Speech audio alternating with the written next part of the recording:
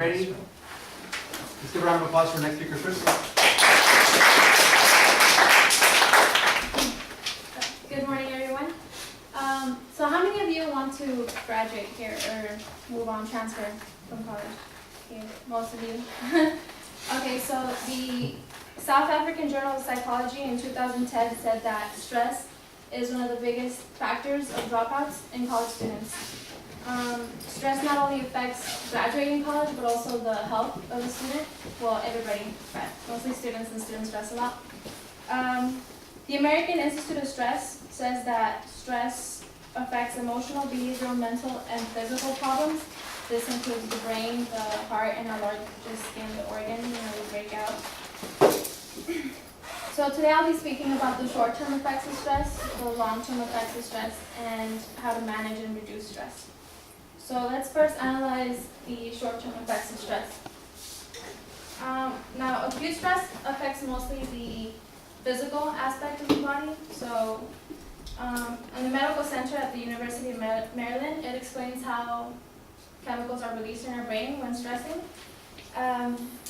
It says that cortisol is released in our brain, and cortisol is vital for organ function, but too much of it can be damaging.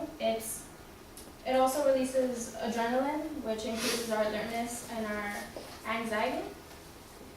Now, the short-term effects include, high heart rate, blood pressure, breathing, dry mouth, sweat, and we don't focus. So this not only affects college students, but the overall health, but it also ends up affecting the memory. So as a result of so much stressing, you get into bigger problems, which brings me into my second topic, the long-term effects of stress.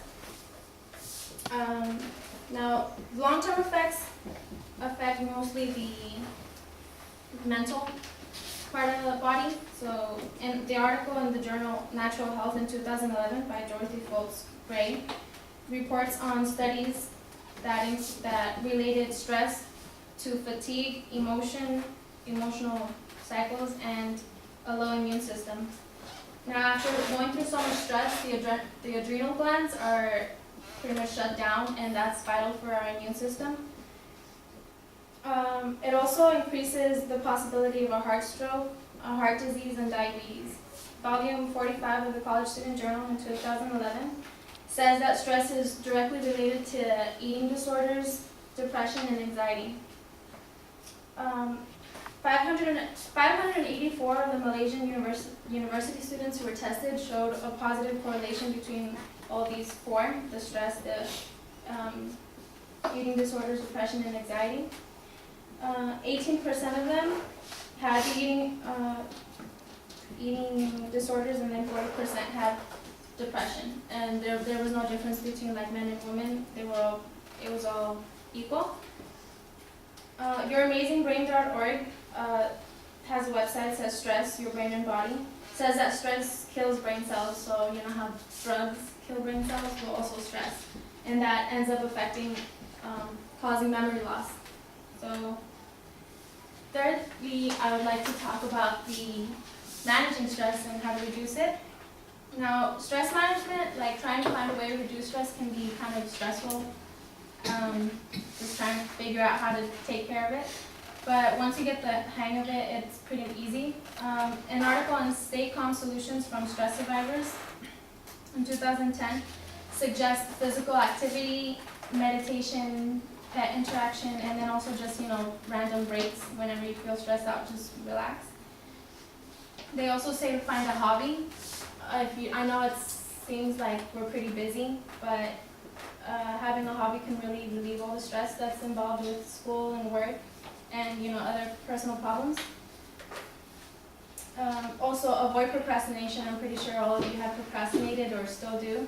I know I do. And so they say studies, Benedict Perry and Sarah Henry, the authors of Aches and Pains of Procrastination, say that students who procrastinate experience a lot more stress, and also they tend to get sick more. So to recap the information that I gave to you this morning, I'll show you my little visual aid.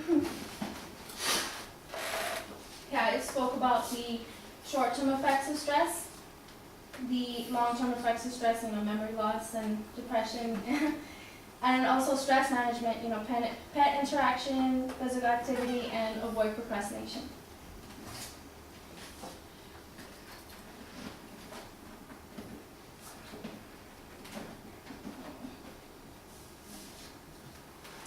Okay, so I know we're all used to stressing, but it's important to break that cycle because we'll benefit mentally, emotionally, and physically. I hope you benefited from this presentation. Hopefully you guys learned how to just relax.